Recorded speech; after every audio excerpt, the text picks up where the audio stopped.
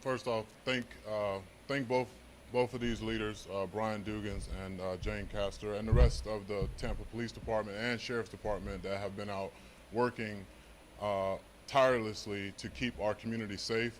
I understand the frustrations as a black man standing before you at this podium, living in America at 43 years old, having to explain to my sons again why we're dealing with this type of behavior in 2020 is a travesty in itself. I understand that people are out there hurting and upset and mad. I'm mad as hell. I was so mad to the point where I sat down with Brian Dugans and Chad Chronister and I asked them very specific questions that a lot of people don't have an opportunity to ask law enforcement. And here we are today. We see people out there protesting that are doing it the right way, peacefully. This happened in Minnesota, not in Tampa, Florida. I have invested, and many others have invested their life here to make this community what it is today, from people from all walks of life. And as Mayor Castor said earlier, we have bigger fish to fry than to sit here and try to figure out who's over here and who's over there, and we're putting these people in danger. So every last one of these folks that have an issue with law enforcement, it's not just how you talk to them and how you treat them, because guess what? If something happens at your house, if something goes wrong in your neighborhood, who are you going to call? Law enforcement, first responders. So for us, or for me personally, I made it a point to ask them some very open and candid questions. And I promised Brian that I wouldn't cuss. But I'm pissed off too, just like everybody else. But being pissed off and having what's your end goal? This is what I would ask any protester out there. What is your end goal? This happened in Minnesota, all right? How can we take what happened in Minnesota and bring it to Tampa and figure out a way to build relationships with our law enforcement and hold them accountable? But not just our law enforcement agencies, our first responders, our people that are elected officials. How are we going to hold them accountable? Because at the end of the day, every last one of us in here have children, family members, etc. that live in this neighborhood, live in this community. After our talk, I ate down in South Tampa. You would never think that COVID-19 was here. You would never think that there was something going on just 17 miles up the street, that Champs was getting ready to get burned down and streets were getting closed off. And to the reporters that were detained last night, I apologize for that, just along with them. But I do have to say this. There are a lot of other innocent kids that I saw down there that shouldn't have been down there because their parents should have had their ass at home. So when we talk about whether or not we should have a curfew, whether or not we should do this, it's not just about a curfew. You also got to understand, like she said, there are businesses that have been shut down for several months, and now the governor's getting ready to open back up the state. These people need these paychecks. They didn't all get the PPP loan. So now they're trying to figure out a way to try to have business. So if a curfew is instituted, guess who suffers? Not the ones that are out there peacefully protesting.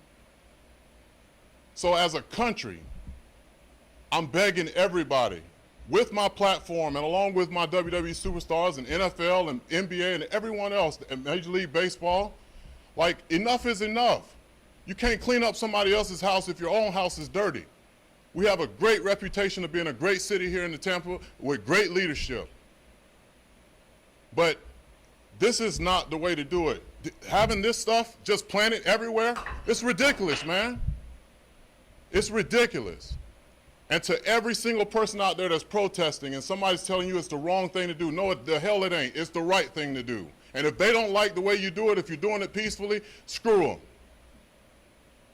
But for you all out there that are agitating this with your public comments and throwing bricks at the police officers, you throw a brick at me, don't think that I won't throw something back at your ass. They're human beings too, they're not robots. So for once, we as a country have an opportunity to come together and say, you know what, enough is enough for all races. To stand up and say, this is not right. But it ain't been right for years. I've had to have this conversation in 2019, 2017, 2018, and the years before that, as a black man. So we're tired of hearing the same, let's all come together and have a, and make some solutions. All right, we had the conversations, we're gonna continue to have the conversations. Stay home. If you feel like you gotta go out and damage something, stay home. If you want to go out and enjoy some time with your family because you've been cooped up in the house and been teaching your kids, like I don't know half of the stuff I've been trying to help my kids with. That's the reality. And a lot of y'all do too. You're laughing, but that's the truth. So you better hope to pray that in August school opens back up so we can go back to somewhat normalcy with our lives. And our kids don't realize how, far behind educationally we are. All right? I love this city. I love the people in this city from all walks of life. I can't sit up here and say all law enforcement is bad because law enforcement saved my life. If I didn't go to the Florida Sheriff's Boys Ranch, I wouldn't be standing here before you today. So I'm not somebody just sitting up here trying to be political. I'm not running for not one office, and I'm glad all y'all are here. So 10 years from now, 20 years from now, nobody will ever be able to raise their hand and say, oh, on such and such day, you say you'll never run for office. I'm telling you now, I'm not running for office. It's too much. I got to deal with what they got to deal with. I'm not built for that. But what I am built for is bringing people together, and that's why I'm here. I applaud you for being here. I know you have a job to do to cover every single thing, and everybody's looking for a story. Let's make the best story we possibly can for this area by telling everybody how Tampa did it the right way, how Tampa came together the right way, and how those that agitated things here and made things very rough for everyone else, how they were dealt with.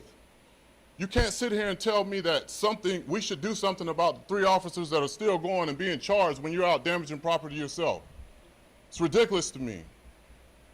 So I'm not in favor of people rioting and looting. I am in favor of people coming together and taking a stand. And that's exactly what we need to do as a community. That's what we need to do as a country. And I'm glad, I hope and pray white America, black America, Hispanic America, and every other portion of America takes this message of everybody matters, or Black Lives Matters, or however way you want to do it. We shouldn't even be in a conversation talking about who matters and who doesn't. What we should be talking about is how human beings should be treated and respected. And that's versus all colors, all cultures.